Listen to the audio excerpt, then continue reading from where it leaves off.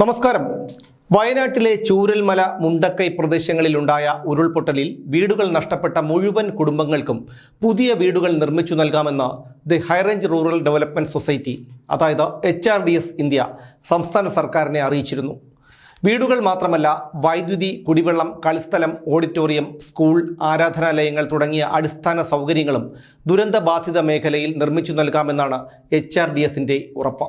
ഇതിനുള്ള പദ്ധതി രൂപരേഖയും സമ്മതപത്രവും HRDS India മുഖ്യമന്ത്രിയുടെ ഓഫീസിൽ സമർപ്പിച്ചിരുന്നു.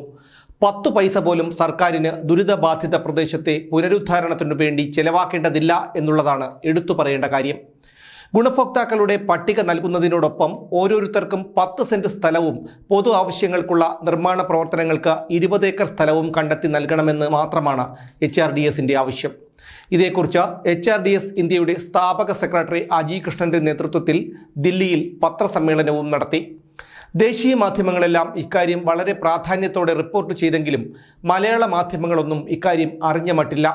പക്ഷേ കേരളത്തിലെ പൊതുസമൂഹം HRDS ഇന്ത്യ മുന്നോട്ട് വെച്ചിരിക്കുന്ന പദ്ധതിയെയും അതിനെക്കുറിച്ചുള്ള വിശദാംശങ്ങളും അറിഞ്ഞിരിക്കണം.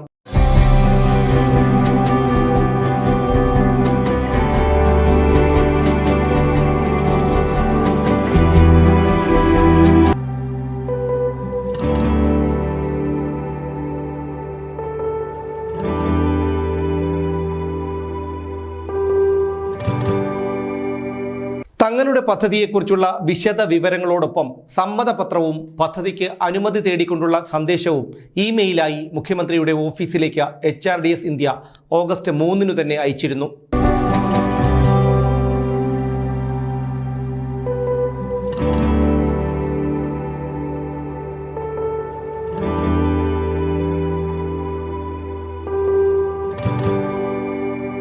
ഇനി ഏതൊക്കെ സൗകര്യങ്ങളോടെയാണ് HRDS വയനാട്ടിൽ ഈ പദ്ധതി വിഭാവനം ചെയ്യുന്നത് എന്ന് നോക്കാം.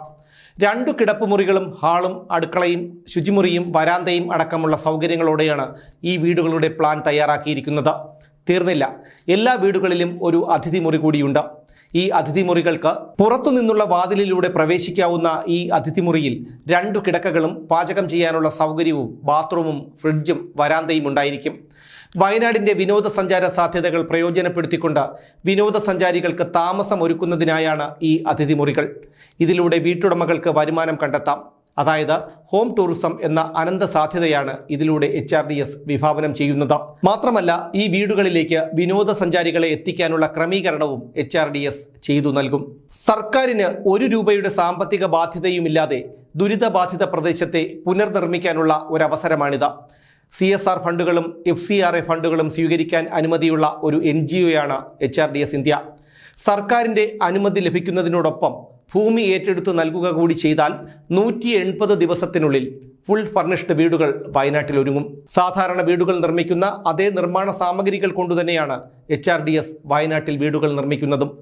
അട്ടപ്പാടിയിലെ ആദിവാസികൾക്ക് HRDS ഇന്ത്യ വീടുകൾ നിർമ്മിച്ചു നൽകിയിരുന്നു. സംസ്ഥാന സർക്കാരിന്റെ സ്ഥാപിത താൽപ്പര്യങ്ങൾക്ക് വഴങ്ങാത്തതിന്റെ പേരിൽ സംസ്ഥാന സർക്കാരിന്റെ വേട്ടയാടലുകൾ നേരിട്ട HRDS ഇപ്പോൾ ഒഡീഷ സർക്കാരിന്റെ ക്ഷണമനുസരിച്ച് അവിടെ വീടുകൾ നിർമ്മിക്കുകയാണ്.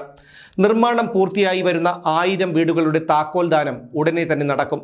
സർക്കാരിന് യാതൊരു സാമ്പത്തിക ബാധ്യതയും ഉണ്ടാക്കാത്ത ഒരു പദ്ധതി മുന്നോട്ട് വെച്ചിട്ട് പോലും സർക്കാർ അത് കണ്ടില്ലെന്ന മട്ടാണ്. മലയാളത്തിലെ ഒരു മാധ്യമങ്ങളും ഈ വാർത്ത റിപ്പോർട്ട് ചെയ്തിട്ടുമില്ല. പക്ഷേ ഇത് കേരളത്തിലെ പൊതുസമൂഹം അറിയണം. എന്തുകൊണ്ടാണ് മാധ്യമങ്ങളും സർക്കാരും ഇത് കണ്ടില്ല എന്ന് നടിക്കുന്നത് എന്നൊരു വലിയ ചോദ്യം നമ്മുടെ മുന്നിലുണ്ട്. ആ ചോദ്യത്തിൻ്റെ ഉത്തരവും നമുക്കെല്ലാവർക്കും അറിയാം. HRDS ഇന്ത്യ മുന്നോട്ട് വെച്ചിരിക്കുന്ന ഈ പദ്ധതിയോടൊപ്പം സംസ്ഥാന സർക്കാരും ചേർന്നു നിൽക്കുമെന്ന് നമുക്ക് പ്രത്യാശിക്കാം.